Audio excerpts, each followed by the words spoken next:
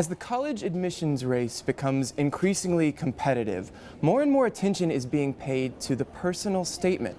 That's the couple hundred-word essay that's a central piece of most college applications. But much of the advice that students receive about how to approach this essay and how to write it is wrong, or at least misguided. That's according to Lacy Crawford, our guest. For 15 years, Lacy served as an independent college applications advisor. Lacy, let's talk about how we got to this point. What is it about college admissions that will lead parents to pay folks like you $20 a word to help their children write these essays? Well, I should say that I was offered $20 a word to write an essay. I never would have accepted that. That was an extreme example. How did we get here? I think college applications, college admissions are really a perfect storm for parents and students. It is, in some ways, the culmination of all of a parent's educational ambition for their child is where they're admitted to college. It's also the last time that parents really have a chance to help their children make big decisions about the world before the child is off to college. So right at the moment when independence is beckoning, just before the empty nest, is this last minute dark frenzy that happens senior fall.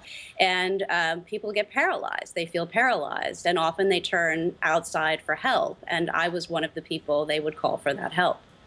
And you've said as a result of all of this pressure and these, competing desires that the result is well-meaning adults will hijack students' voices.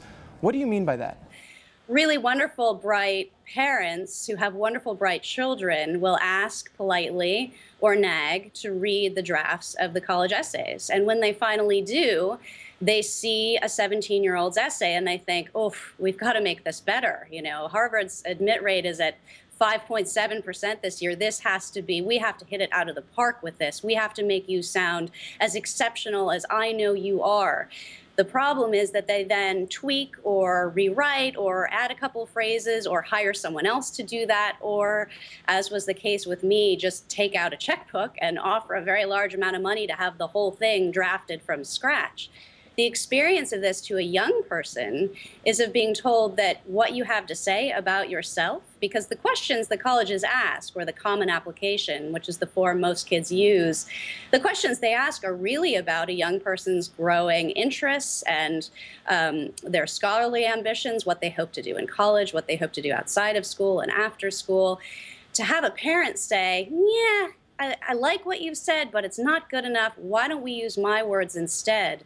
That's a really annihilating thing for a young person, and it happens not with any ill intention over and over and over again every year. Let's talk about how we can avoid this. What advice do you have for seniors sitting down to write these essays? What should they be paying attention to? I would say don't be afraid of your own voice. I think there's a fantasy that in order to get into college, one has to be the best community service volunteer in the history of the world. One has to win a Westinghouse. One has to master 5 languages, have 7 APs, all of these things. It is certainly true that college admissions are very, very competitive.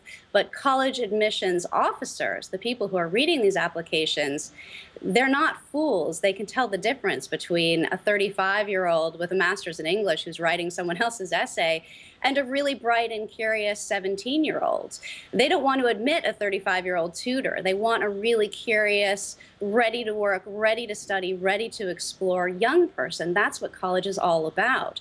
Whenever I've had young people achieve success with their applications, and that happened far more often than not, it was when the essay was written in a really independent voice, a brave and bold and authentic story or opinion.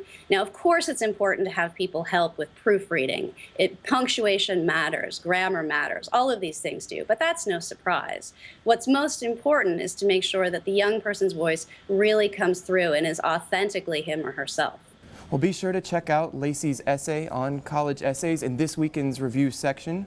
Her book is Early Decision, based on a true frenzy, out August 27th. Lacy, thank you so much for joining us. Thank you so much for having me.